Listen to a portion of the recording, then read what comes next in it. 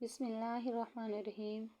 السلام علیکم محترم بھائیوں اور بہنوں، آج آپ کے سامنے نماز سے متعلق بہت اہم معلومات آپ کے سامنے پیش کرنے جا رہی ہوں۔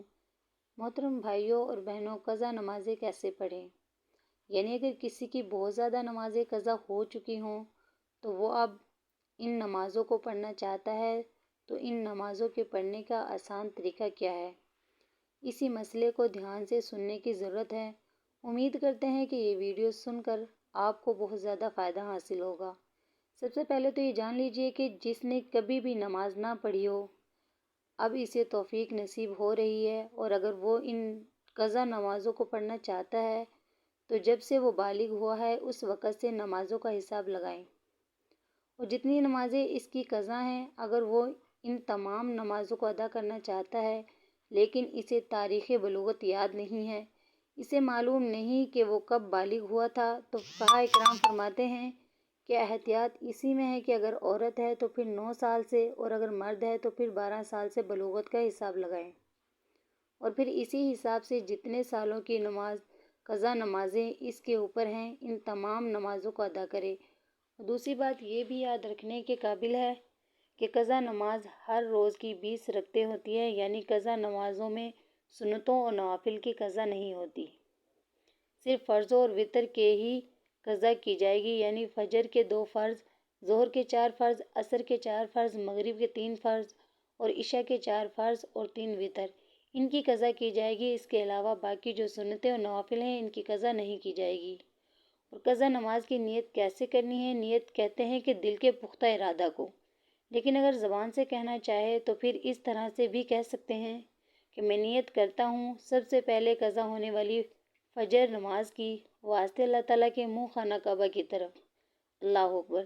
اور ایسی ہی ظہر کا کہیں گے سب سے پہلے قضا ہونے والی عصر نماز کی، سب سے پہلے قضا ہونے والی مغرب کی، سب سے پہلے قضا ہونے والی عشاء نماز کی، اور سب سے پہلے قضا ہونے والی وتروں کی۔ یعنی جب بھی نیت کریں گے اس وقت یہی کہیں گے سب سے پہلے جو قضا ہونے والی ہے، جو نماز ہم ادا کر لیتے ہیں وہ ہمارے سر سے اٹھ جاتی ہے، اس سے ہم بری ذمہ ہو جاتے ہیں۔ اس کے بعد جو قضا ہونے والی نماز ہوتی ہے وہی ہماری سب سے پہلے قضا ہونے والی ہوتی ہے، کیونکہ جو پہلی بار قضا نماز تھی وہ ہم ادا کر چکے، اس سے بری ذمہ ہو چکے، اس کے بعد والی پھر ہماری سب سے پہلی قضا نماز کہلاتی ہے۔ اس طریقے سے ہم قضا نمازیں ادا کریں گے۔ تیسری بات یہ ہے کہ اگر کسی کی کثیر نمازیں قضا ہو چکی ہیں، اب اس بارے میں فقہاء کرام بیان کرتے ہیں کہ بہتر تو یہی ہے کہ جس طرح نماز پڑھی جاتی ہے اسی طرح مکمل نماز پڑھے، لیکن اگر کسی کی بہت زیادہ نمازیں قضا ہو چکی ہیں تو اس کے لیے تخفیف ہے۔ تخفیف کیا ہے؟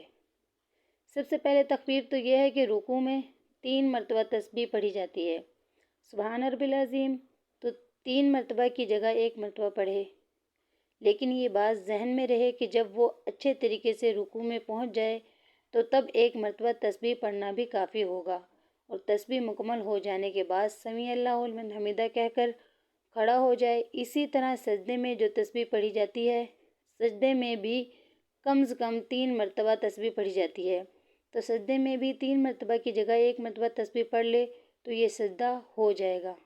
مطلب یہ ہے کہ ہر رکوع اور سجدے میں صرف 1 مرتبہ تسبیح پڑھ لے تو کافی ہوگی۔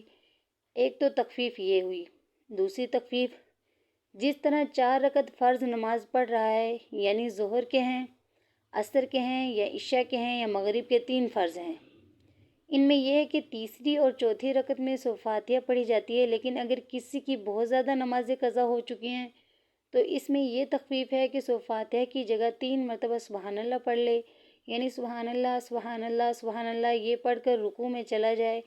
دوسری تخفیف یہ ہوگی۔ تیسری تخفیف یہ ہے کہ قاعدہ آخر، یعنی جب نماز ختم ہوتی ہے تو پڑھتے ہیں اتحیات اللہ، مکمل کرنے کے بعد درود پاک پڑھا جاتا ہے۔ درود پاک کے بعد دعا پڑھی جاتی ہے۔ اس میں یہ ہے کہ اتحیات پڑھنے کے بعد درود پاک پڑھنے کی جگہ صرف اتنا پڑھ لے، یعنی اتنا درود پاک کے کلمات پڑھ لے، اللہم صلی علی محمد وعلی آلہ، یہ تیسری تخفیف ہے۔ اس کے بعد پھر سلام پھیر لے، یعنی مکمل درود پاک اور دعا نہ پڑھنے کی اجازت ہے، یہ تخفیف ہے اس شخص کے لیے جس کی کثیر تعداد میں نمازیں قضا ہوئی ہوں۔ اور چوتھی تخفیف یہ ہے کہ جو وطر نماز ہے تیسری رکعت میں سورت ضرور ملانی ہے۔ فرضوں میں تیسری اور چوتھی رکعت میں سورت کی جگہ 3 مرتبہ سبحان اللہ پڑھ لینا کافی ہے، لیکن وطر کی جو نماز ہے اس میں تیسری رکعت میں سورہ فاتحہ بھی پڑھی جائے گی اور دوسری سورت بھی ملانی ضروری ہے۔ اب اللہ اکبر کہہ کر دعائے قنوت پڑھی جاتی ہے، لیکن دعائے قنوت کی جگہ اگر وہ رب اغفر لی رب اغفر لی رب اغفر لی یہ 3 مرتبہ پڑھ لے یا پھر 1 مرتبہ پڑھ کر رکوع میں چلا جائے تو تب بھی اس کی نماز بالکل درست ہے۔ قضا نمازوں کے لیے اس تخفیف کے ساتھ اگر نماز پڑھیں گے تو آپ کی جو بہت زیادہ نمازیں قضا ہو چکی ہیں وہ بہت جلد ادا ہو جائیں گی۔ فقہائے کرام بیان کرتے ہیں کہ اس طریقے سے اس تخفیف کا فائدہ اٹھا کر جس شخص کی زیادہ نمازیں قضا ہو چکی ہیں وہ اپنی نمازوں کو جلد ادا کر کے فرائض سے بری ذمہ ہو جائے۔ اور یاد رکھیے قضا نمازوں کے ساتھ ساتھ توبہ کرنا ضروری ہے، کیونکہ نمازیں جو قضا ہوئی ہیں ان کا گناہ ہے تو گناہ سے توبہ کرنا لازمی ہوتا ہے۔ ایک تو نماز ادا کر کے اس کے بعد پھر سچے دل سے توبہ کریں تو اس آسان طریقے سے اپنی قضا نمازوں کو ادا کر کے اللہ تعالیٰ کی بارگاہ میں سرخرو ہو جائیں گی۔ اللہ عمل کرنے کی توفیق عطا فرمائے۔ محترم بھائیو، حضور پاک صلی اللہ علیہ وسلم نے فرمایا پاک مٹی مسلمان کو پاک کرنے والی ہے، پھر وہ 10 سال تک پانی نہ پائے، پھر جب وہ پانی پا لے تو اسے اپنی کھال یعنی جسم پر بہائے، یہی اس کے لیے بہتر ہے۔